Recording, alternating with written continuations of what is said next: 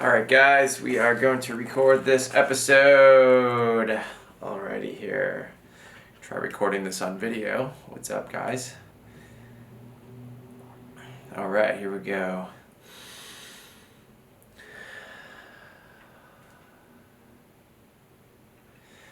What is up, Neonites?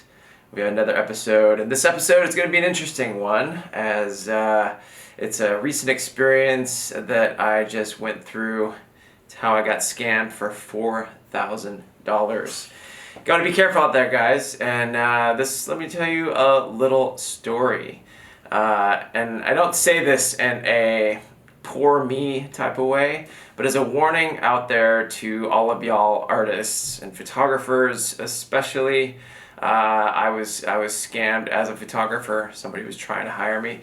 Even by posting on this on Instagram, I saved someone from getting scammed himself, which is just goes to show you that that good things can happen. So I thought I'd do a podcast about it, so you can listen, you can learn from my mistake. I'll also post the email on the show notes. If you get an email from this guy, go check it out. I learned from a photo editor. He's got a post as well with all this stuff. I didn't find out till after the fact, but hey, live and learn, right?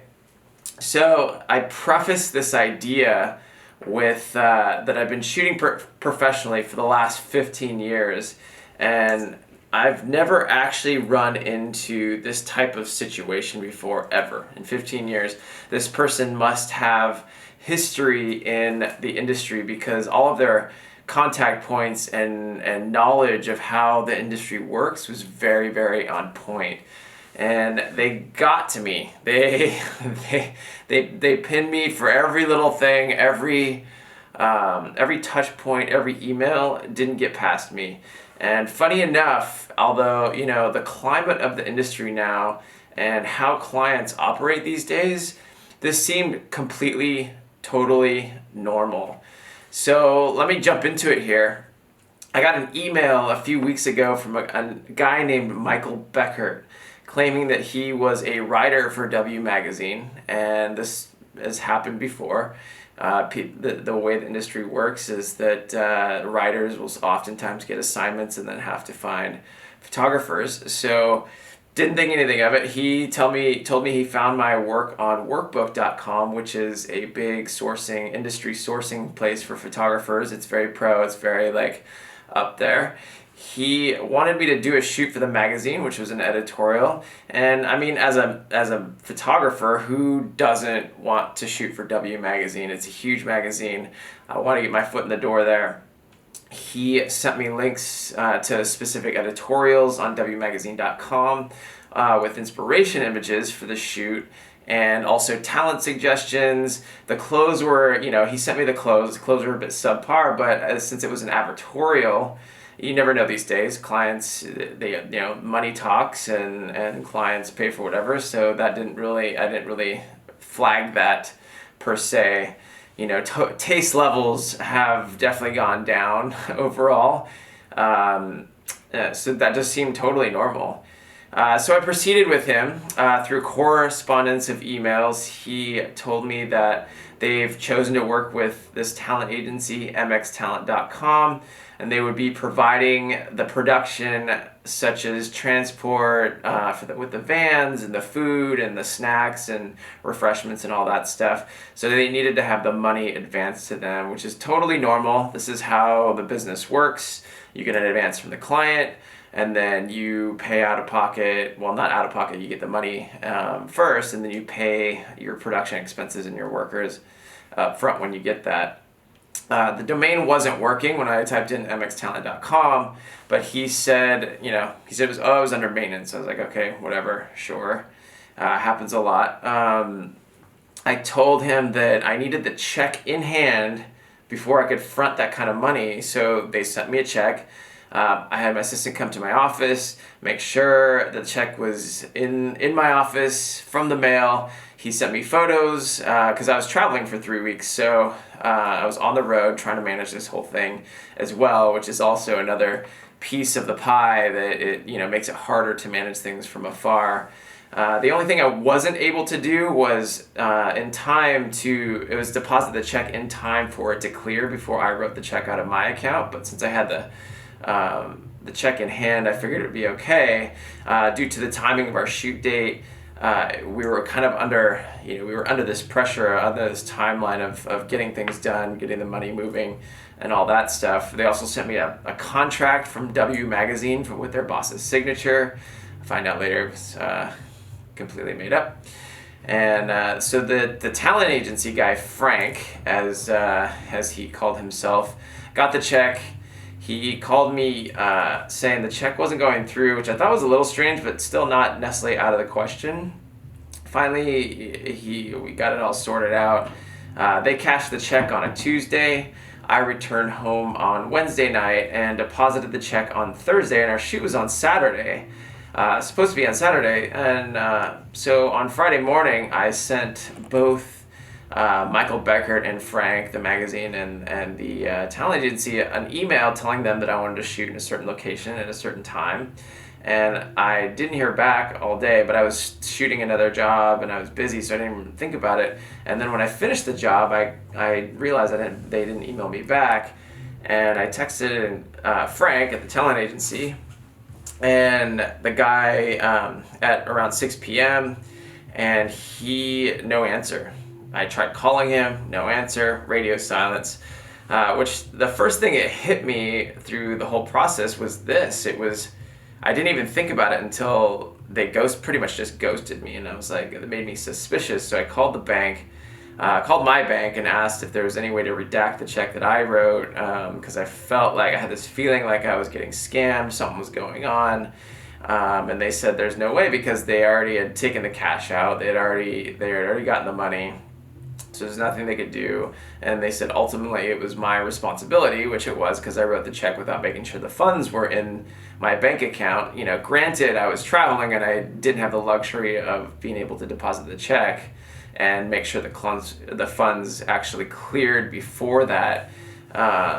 So they transferred to the check hold department, and what I found out was that they had closed the bank account for the check that they had written, so it was going to bounce, which pretty much showed me that it was scam. So later that night when I got home, I actually Googled Michael Beckert's email address and found a post on a photo editor. If you don't know a photoeditor.com, you totally should. It's one of the biggest industry blogs out there. And I found a whole post with the email that I got talking about how this was all a scam and they've been scamming a ton of other people. And that's when I realized that I got duped and I got scammed. Such a bad feeling. I'm sure you can relate when people straight up steal things from you. You feel violated. You feel completely duped. And I think, looking back on it now, it all makes sense after putting all the pieces together.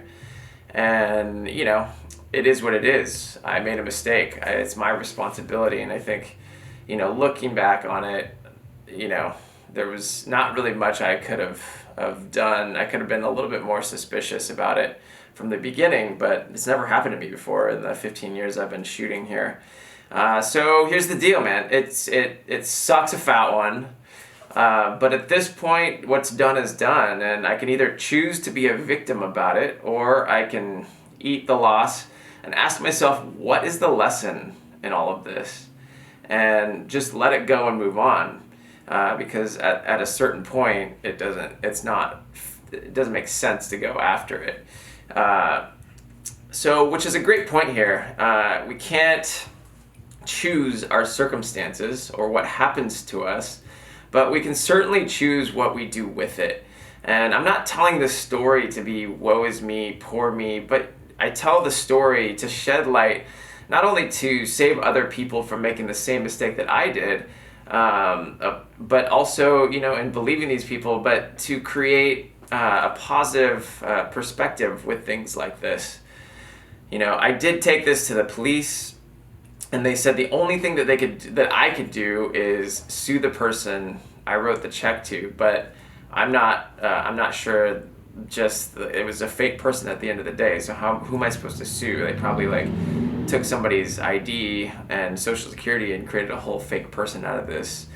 And I'm pretty sure that not just one, there's just one husband or wife behind all of this, basically they posed as the magazine and as the talent agency, and basically just had me write the check to them, which is crazy that the police wouldn't do anything. Like, this is obviously grand larceny, but they basically told me that it was a civil case and I just had to go deal with it myself, which doesn't make any sense because it's a total scam.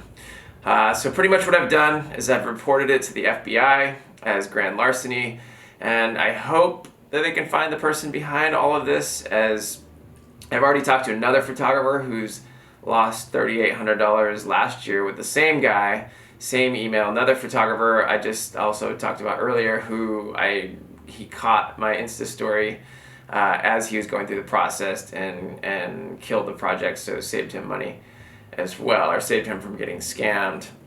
There's also, another positive light here in that by sharing I can help others through it. So that was a big learning lesson. So what are the lessons from this? Well, the first one is be more diligent and establish tighter business practices. No more advance checks that don't clear before sending funds to production. Do note that, never do that. Create policies that prevent these types of circumstances. Collect advance payments, typically by electronic transfer. Pay attention to the details. Look deeper into inquiries from people. So many different things. Just put a lot of business practices in that prevent this from happening. Number 2, perspective in finding the lessons. Whether we play and be the victim in a situation like this, or we can choose to take responsibility and ask, what is the universe teaching me from this? How can I learn from this? It's a perspective shift. And honestly, I feel okay. I think if it was a year ago, I probably wouldn't have been in a different space of reaction to this. Number 3, share the story in a positive light, because you never know who you can help.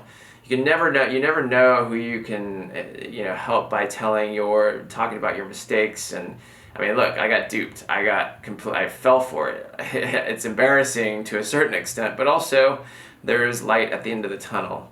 So that being said, be careful out there, guys. Be suspicious. Make sure your check's clear before the money comes, before you shell out money. Learn from my mistake.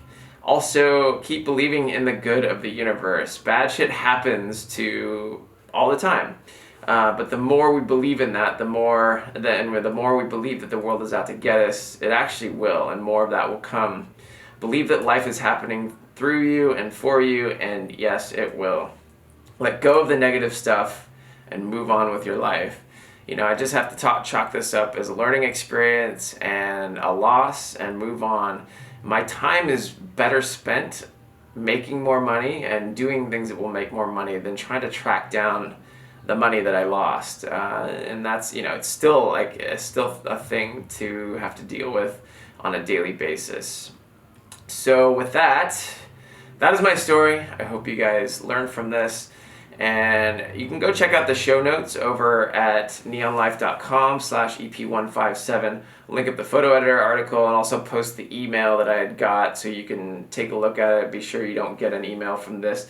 They're using other names as well, not just the Michael Beckert. So there's other scams using other magazines as well. So beware, be careful, and so hope you enjoyed this, and don't forget to join the community, the Neon Life community, over at neonlife.com/community. And that is a Facebook group where you can connect with other creatives. We also have a Neon Life quiz, which is neonlife.com/quiz, where you can take a 10-question quiz and get free content to help you out wherever you are in your creative journey.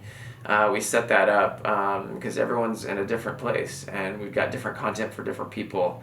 Now we're at episode 156, so a huge archive here of evergreen content with some amazing people, amazing guests from like Usher to Donna Karen, Daniel Arshem, Emily Fletcher, meditation teacher, just so many like archives that are great. So take a cruise through there, neonradio.com if you like. And with that, I'd love it if you could help me out by leaving a good review over an Apple Podcast and sharing this episode out. And you know what time it is. It's time to go out and create your life by creating every small moment